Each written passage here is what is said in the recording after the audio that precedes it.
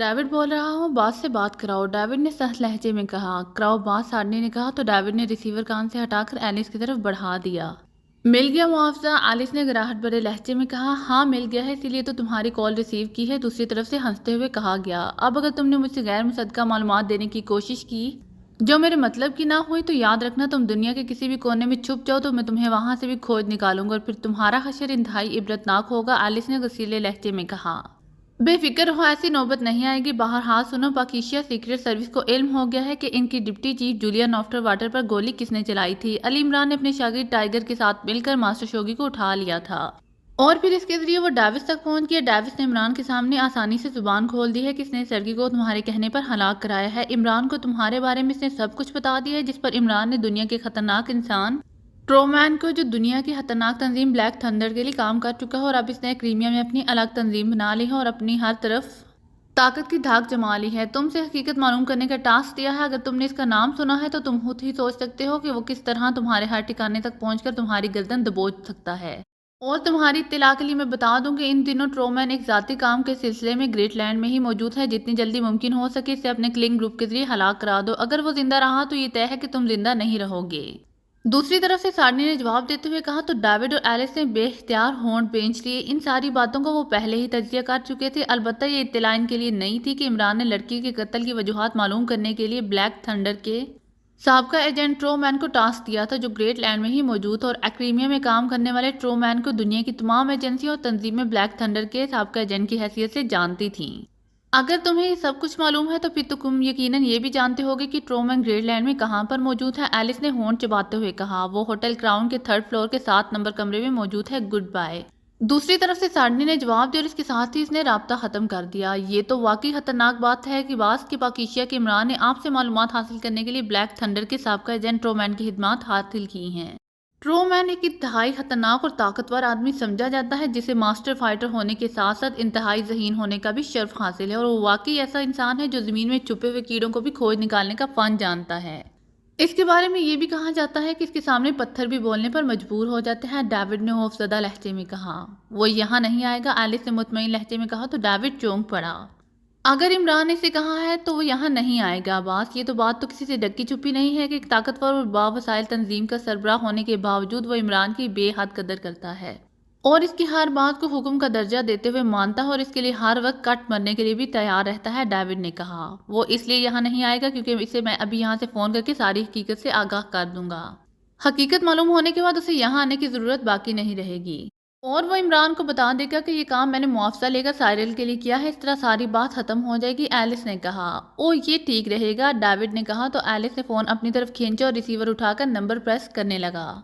Inquiry please. राब्ता कायम होते ही नस्वानी आवाज़ सुनाई दी। दारुल हुकूमत के क्राउन होटल का नंबर दें प्लीज़, एलिस ने कहा। 1 मिनट होल्ड करें प्लीज़, दूसरी तरफ से कहा गया तो एलिस ने सामने पड़ी हुई नोटबुक अपनी जानिब खींची और कलमदान से एक कलम निकालकर हाथ में ले लिया। नंबर नोट करें, दूसरी तरफ से कहा गया और फिर इसे एक नंबर नोट करा दिया गया। एलिस ने क्रैडल पर हाथ मारकर टून क्लियर की और तेजी से नंबर प्रेस करने लगा। Crown hotel. राब्ता मिलते ही एक नस्वानी आवाज़ सुनाई दी। मेरा नाम एलिस है, मेरे एक दोस्त 3rd फ्लोर के कमरा नंबर 7 में ठहरे हुए हैं, मेरी इनसे बात कराएं, एलिस ने ठहरे हुए लहजे में कहा। 1 मिनट होल्ड करें, दूसरी तरफ से कहा गया और रिसीवर में खामोशी छा गई। यस। चंद लम्हों बाद एक इंतहाई करख्त और सर्द आवाज़ सुनाई दी। क्या मैं जनाब ट्रोमैन से बात कर सकता हूँ, एलिस ने बड़े मोदबाना लहजे में कहा। तुम कौन हो, दूसरी तरफ से चौंकती हुई आवाज़ सुनाई दी। मेरा नाम एलिस है और मैं ग्रेट लैंड की तंजीम ब्लू सर्कल का चीफ हूँ, एलिस ने कहा। ओ तुम्हें मेरे बारे में कैसे मालूम हो और क्यों कॉल किया है मुझे, दूसरी तरफ से हैरत भरे लहजे में कहा गया।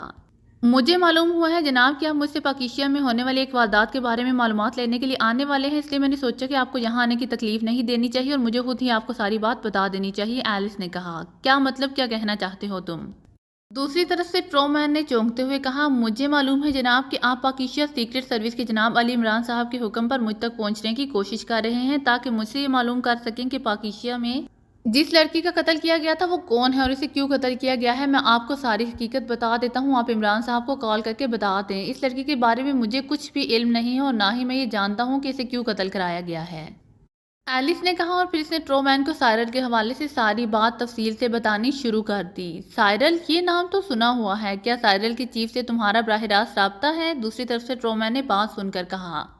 ان سے کوئی رابطہ کریں یہ ممکن ہی نہیں ہے جناب، وہ ہر بار نئے نمبر سے کال کرتے ہیں اور ان کا ہر نمبر سیٹلائٹ ہوتا ہے، وہ کام کی مناسبت سے تنظیم منتخب کرتے ہیں اور پھر اسے بھاری معاوضہ دے کر اپنا کام کراتے ہیں، ایلس نے کہا۔ میں کیوں تم پر یقین کر لوں کہ جو تم کہہ رہے ہو وہ صحیح ہے، ٹرومین نے کہا۔ میں آپ کے بارے میں جانتا ہوں جناب، آپ پتھروں کو بھی بولنے پر مجبور کر سکتے ہیں، میں بھی زندہ رہنا چاہتا ہوں، اس لیے میں نے آپ کو خود کال کر کے ہر بات سچ سچ بتا دی ہے۔ اس کی آپ اپنے ذرائع سے تصدیق بھی کر سکتے ہیں، اگر میری ایک بھی بات غلط ثابت ہو تو آپ بے شک یہاں آ کر مجھے گولی مار دینا، ایلس نے کہا۔ جس نمبر سے تمہیں سائرل کے چیف نے کال کیا تھا وہ نمبر بتاؤ مجھے، ٹرومین نے کہا۔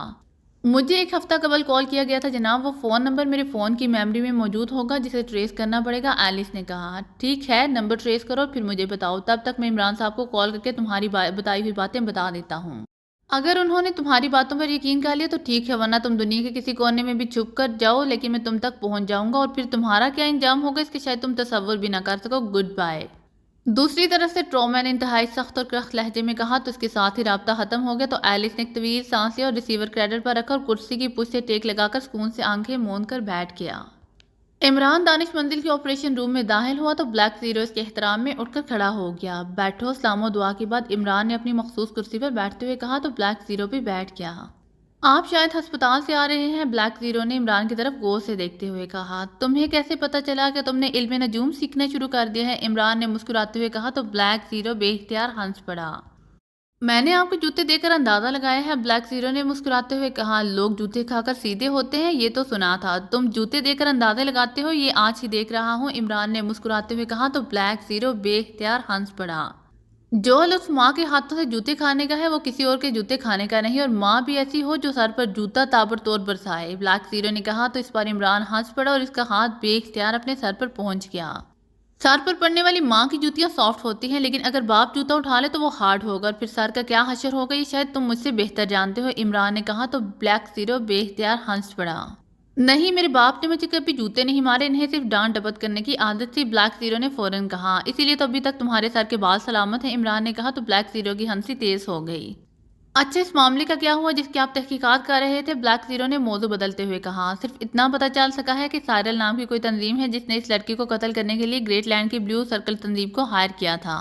بلیو سرکل کا سربراہ ایلس ہے، اس نے یہ کام گریٹ لینڈ میں وہیں بیٹھے بیٹھے پاکیشا کے انڈر ورلڈ کے ایک آدمی ڈیوس کو سونپ دیا تھا جو ٹارگٹ کلنگ کراتا ہے۔ جب ڈیوس کو کام ملا تو اس نے اپنے خاص آدمی کو اس لڑکی کی تصویر دے کر اس کی تلاش اور اسے ہلاک کرنے پر لگا دیا۔ اس آدمی کا نام ماسٹر شوگی تھا۔ ماسٹر شوگی کے پاس لڑکی کا نام و پتہ نہ تھا، وہ ایک تصویر لے کر لڑکی کو پورے شہر میں تلاش کرتا پھر رہا تھا، پھر اسے لڑکی ایک شاپنگ مال کے سامنے نظر آ گئی، اس نے تصویر کے ذریعے ہی لڑکی پہچانی تھی اور پھر نے اسی لڑکی کو دیکھتے ہی اس پر گولیوں کی بوچھاڑ کر دی۔ جولیا بھی اسی شاپنگ مال میں تھی اور وہ اتفاق سے اپنی شاپنگ مکمل کر کے اس لڑکی کے ساتھ باہر آ گئی۔ جب ماسٹر شوگی نے فائرنگ کی تو اس کی زد میں جولیا بھی آ گئی، اس طرح دونوں ہسپتال پہنچ گئی۔ جولیا کو چونکہ ایک گولی لگی تھی اس لیے وہ بچ گئی اور جلد ہوش میں آ گئی تھی، لیکن لڑکی کو لگنے والی گولیوں کی تعداد زیادہ تھی، اس کی جان تو بچ گئی ہے اور اسے کچھ دیر کے لیے ہوش بھی آیا تھا، لیکن ہوش میں آنے کے بعد وہ کومے میں چلی گئی ہے اور اب وہ ہسپتال کے بستر پر پڑی نہ زندوں میں شمار ہو رہی ہے اور نہ ہی مردوں میں۔ ہماری ساری بھاگ دوڑ تو بیکار گئی ہے، اب وہ کومے سے باہر آئے گی تو تب ہی معلوم ہوگا کہ وہ کون ہے اور اسے ہلاک کرنے کی کوشش کیوں کی گئی ہے اور اس کا سائرل سے کیا تعلق ہے، تب تک ہم سوائے ہاتھ پر ہاتھ رکھ کر بیٹھنے کے اور کیا کر سکتے ہیں، عمران نے ساری تفصیل بتاتے ہوئے کہا۔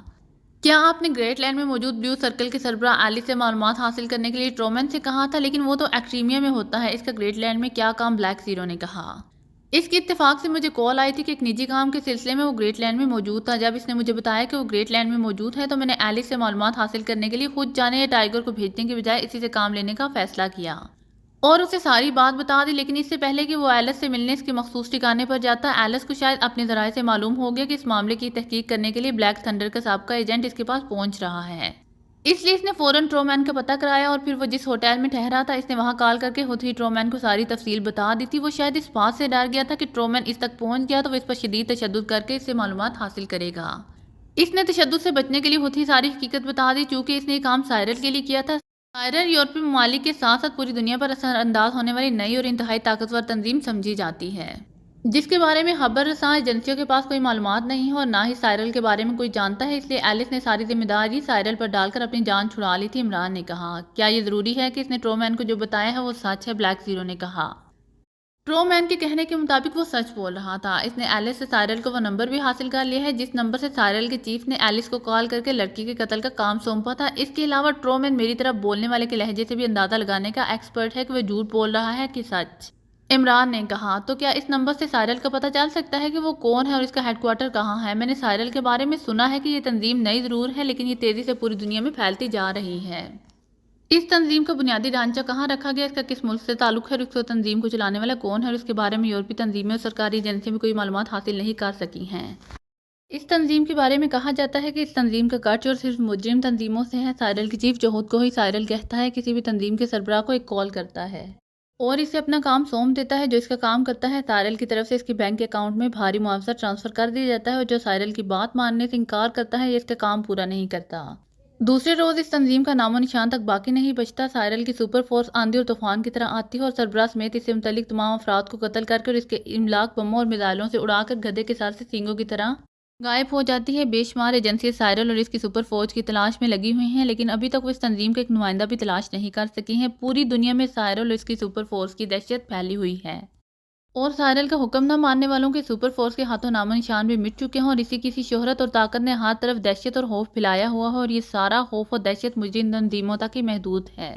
اس تنظیم نے آج تک کسی سرکاری ایجنسی کے خلاف کام نہیں کیا اور نہ ہی کسی ملک کے خلاف کام کر کے اسے نقصان پہنچانے کی کوشش کی ہے۔ اس لیے اس تنظیم کے بارے میں معلومات حاصل کرنے کے لیے سرکاری ایجنسیاں کام ضرور کر رہی ہیں لیکن اسے مٹانے اور جڑ سے اکھاڑنے کی ایک کوشش بھی نہیں کی گئی ہے جس کی وجہ سے اس تنظیم کو یورپ سے نکل کر پوری دنیا میں پھیلنے کا موقع مل رہا ہے۔ بلیک زیرو نے کہا کافی تفصیل جانتے ہو تم اس تنظیم کے بارے میں، کہیں پاکیزہ سیکرٹ سروس چھوڑ کر اس تنظیم میں شامل ہونے کا پروگرام تو نہیں بن گیا تمہارا؟ عمران نے مسکراتے ہوئے کہا ایسی بات نہیں ہے۔ جب سے سائرل کا نام میرے سامنے آیا ہے میں نے یہاں بیٹھ کر اس کراس ورلڈ آرگنائزیشن سمیت پوری دنیا میں اس کی معلومات فروخت کرنے والی ایجنسیوں سے اس کے بارے میں معلومات حاصل کرنے کی کوشش کی تھی جس کے نتیجے میں ساری باتیں معلوم ہوئی ہیں۔ بلیک زیرو نے کہا اور کیا پتہ چلا ہے اس تنظیم کے بارے میں؟ عمران نے اس بات میں سر ہلا کر کہا مزید کچھ نہیں معلوم ہو سکا۔ یورپ میں سائرل سے زیادہ اس کی سپر فورس کی دہشت ہے۔